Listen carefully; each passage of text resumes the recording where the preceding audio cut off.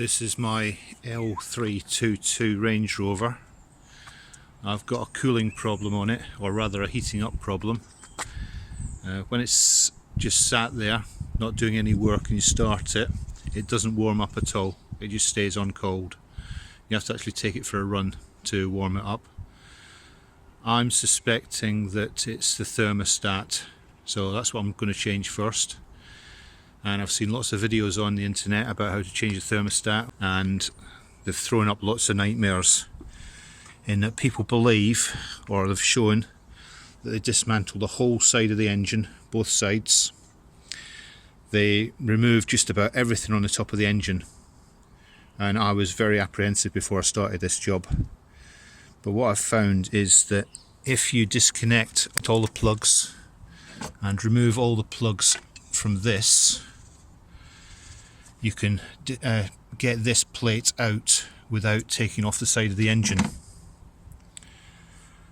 And as you can see, it gives you access to the EGR valves if you want to change them, blank them off. And it also gives you access to this chamber, and it'll also allow me to get access to the thermostat, which is underneath here. There's plenty of videos that show you have to have the bonnet in the service position. I've not found that necessary. And also there's videos showing you how to remove the back and pull the aircon pipes out of the way. After the obvious struggles you have with Jubilee clips, I've removed the aircon hose that goes across here. I've loosened all the Jubilee clips, unbolted these bolts. There's two here, one back here, one back here. Loosened these and shifted these in that direction, and shifted this one in that direction.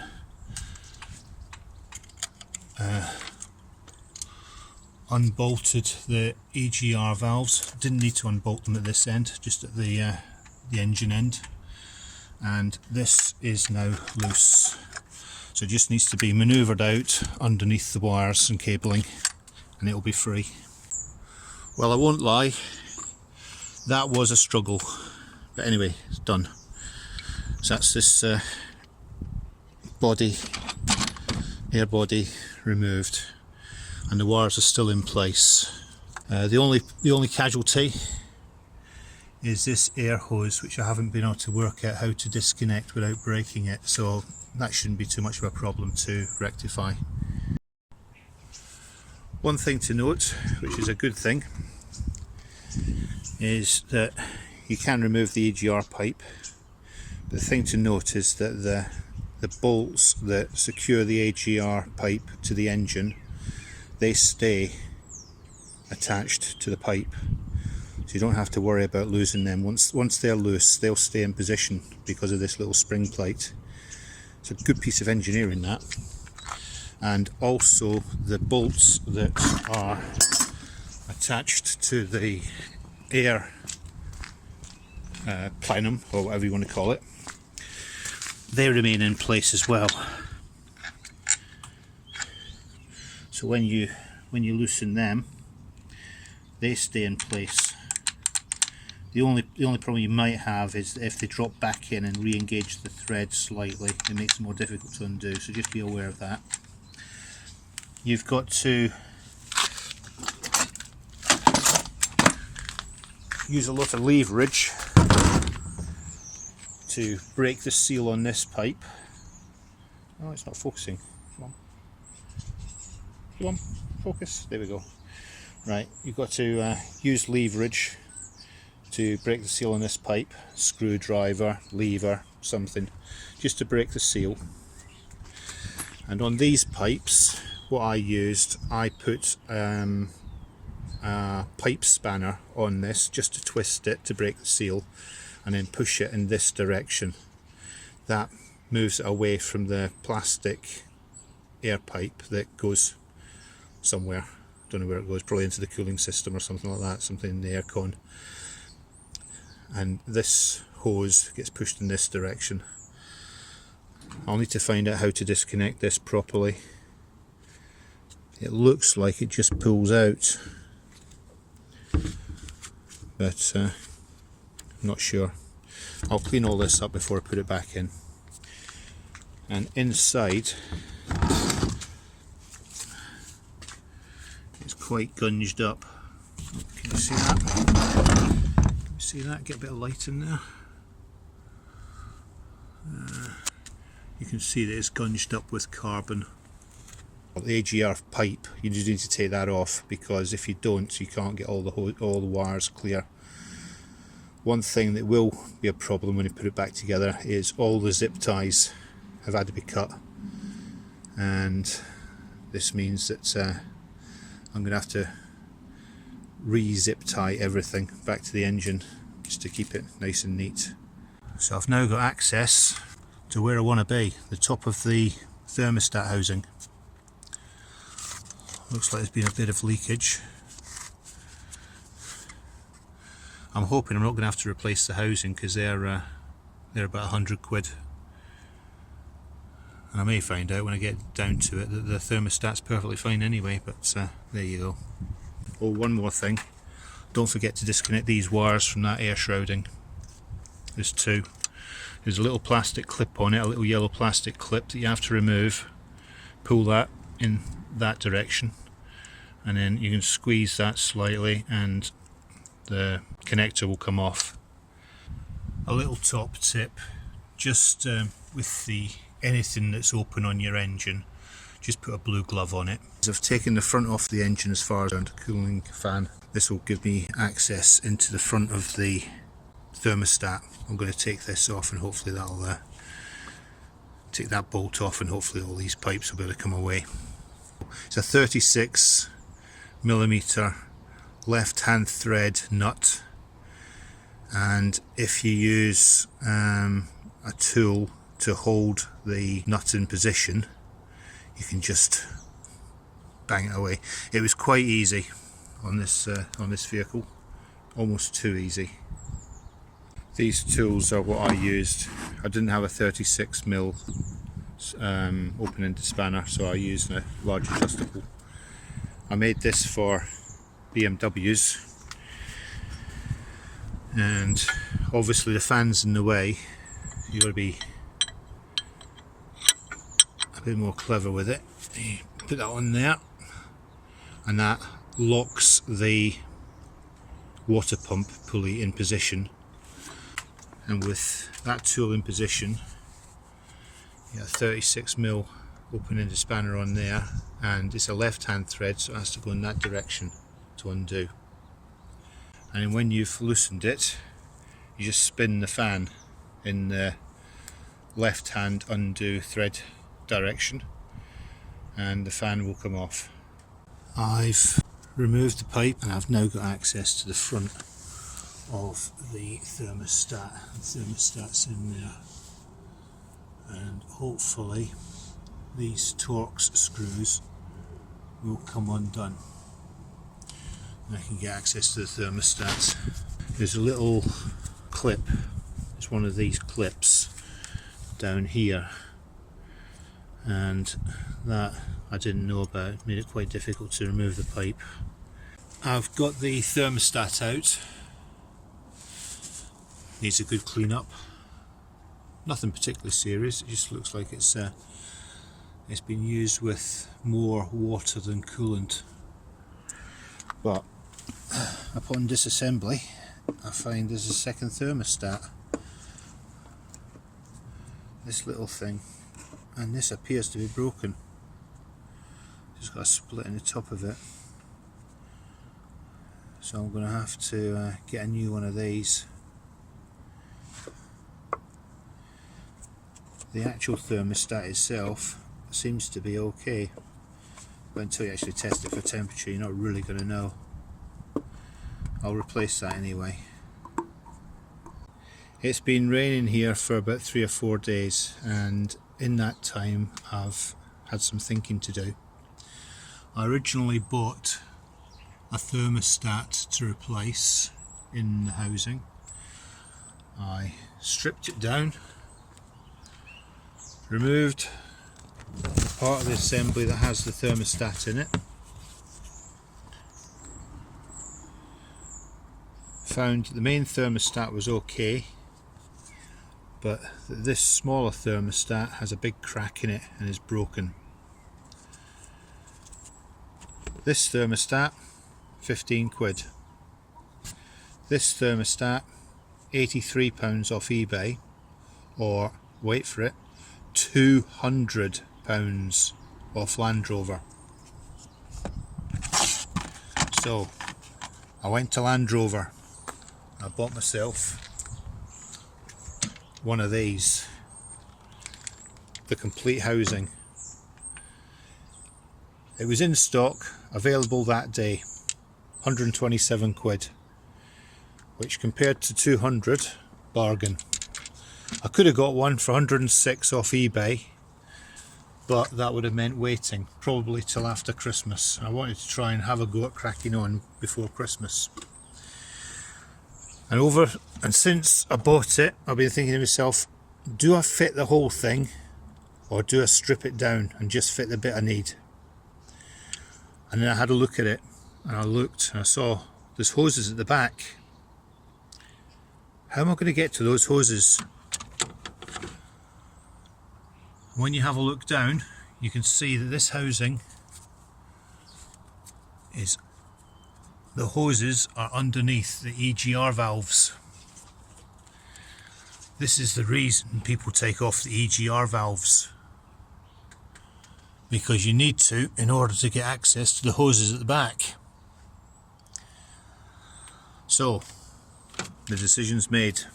I'm going to strip the front of this housing down and take off just the bits I need. So I'm just going to take this bit, and it'll come with the small thermostat, the large thermostat, and a new spring. And I'll probably use the 4 bolts as well, and some silicone grease just to make sure that the O-rings go in nice and smooth.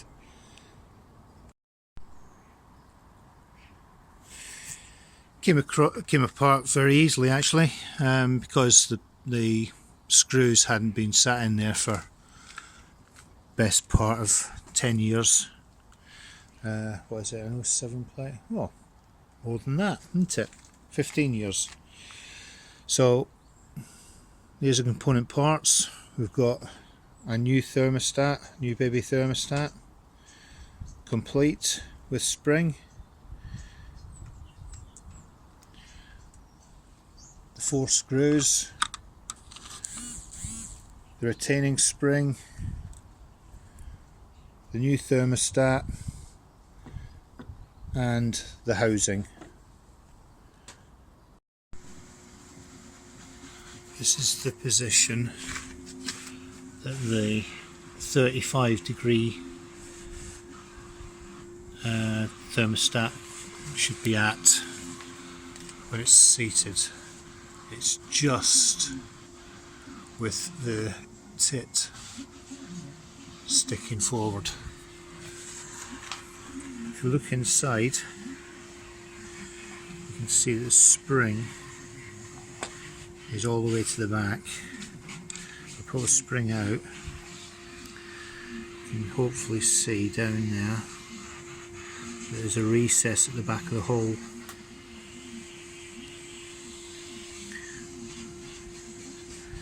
And the spring has to sit in that. It's reasonably easy to assemble when it's this way up, but when the housing's in the car, there are. When the housing's in the car, obviously everything is in this plane, so you're trying to feed it in like that, and you have to make sure that the spring is properly seated at the back. That's all the pressure you want to be putting on it to ensure that it's in position, because you put too much pressure on, the spring can go behind here and get caught. I don't know if you can see in there. The spring can go behind that little recess and get caught. Just give it a little press just to ensure it's home, and when you relax it, it should be in that position. So it's just right. If I were to pull the thermostat out, the spring might drop, so I've got to try and pull it out and just move my finger away slightly, because if I were to pull it out like that, the thermostat would come with my thumb. Now when you assemble it, you have to assemble it as carefully as you can do. I strongly recommend that you do this. That is, fill the cooling system before you put on the plenum and make sure that it doesn't leak. Use a pressure tester. This was set to 17.5 psi about half an hour ago, so it's lost not a lot. When I did it before, there was a split around here, and I've used epoxy putty or epoxy resin to cure the leak. I put everything back together again, sealed all the hoses, and the system's at pressure now. So now I can reassemble everything, knowing everything's not going to leak, because before what I did was I put the plenum on there, pressure tested it, it leaked. That's the intercooler EGR plenum in place. You need to put the EGR pipes on while the plenum is in the general location, because you can't get it on and bend the pipes around the injector rails at the same time, so you need to be aware of that. All the Jubilee clips are done up, all the bolts are in. There's a bit of what we call shuggling about to be done in order to line up the bolts. Other than that, it goes in fairly easily, given that you're trying to maneuver it underneath all these cables and everything. Now just make sure that you put these electrical cables on before you actually position the let's see, there you are, there it is with the yellow. So that's cable connected. Most of the wires go in obvious places. They all connect up to connectors, except for one. Bear with me while I climb onto the engine. Oh, here we go. Right, at the end you'll be left with a spare wire, and you'll be wondering, where the hell does this go? And you have a good look around, there's no connectors for it, but down the back of the engine, can we see it? Can we see it? Here we go. It's this connector here. It goes onto here. That's it. Following the instructions from the Land Rover manual, remove the filler cap, loosen the bleed screw, ensure that the fill is between the two cold levels. There's a top mark there and there's a bottom mark just down there.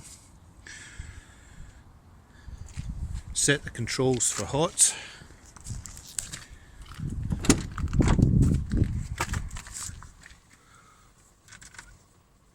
So these controls are set to hot.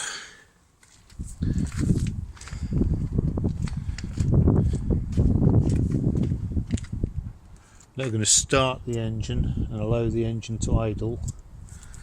I will then be disconnecting this connector here and allowing any air in it to bleed out, and then reconnecting it once the bleeding stops. Then after that, we'll be ensuring that this runs bubble free, and at all times we'll be making sure that the coolant lies between these two lines as a minimum. It can rise, but it mustn't fall.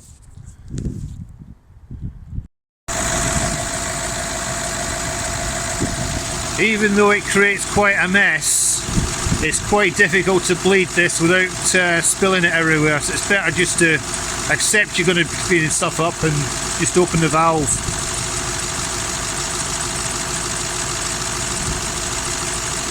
But there we are, it seems to be running clear now. Even though you can still see bubbles inside. It appears to be. Okay, so it's running clear.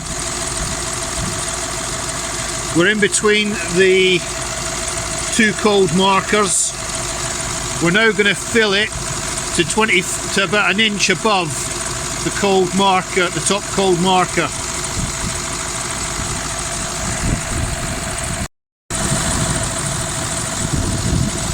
The cap's still off. Bleed screw's closed. Has been filled to 1 inch above the cold marker. I'm now going to rev it 2000 RPM for 25 seconds.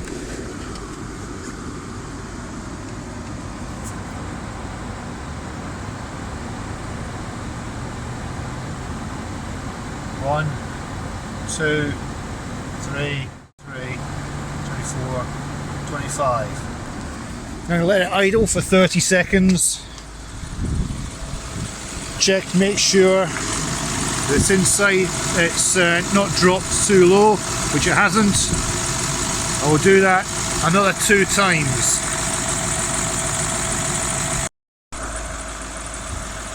What I'm going to do now while the engine's just idling away, getting the thermostat open.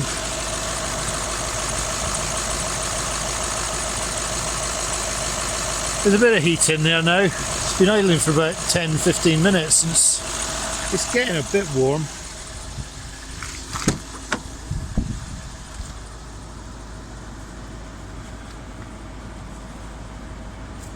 Temperature's still quite low, or still not as high as you would expect it to be after that amount of time. But it is a diesel, and diesels do run cold. I'm going to put this back while we're waiting and refit the top engine cover and the lower cowling underneath and clean everything off, dry everything off.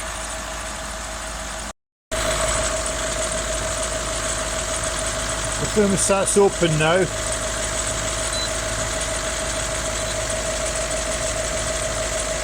Just to prove it. 48 degrees. Click on that. It's only 13 on the intercooler.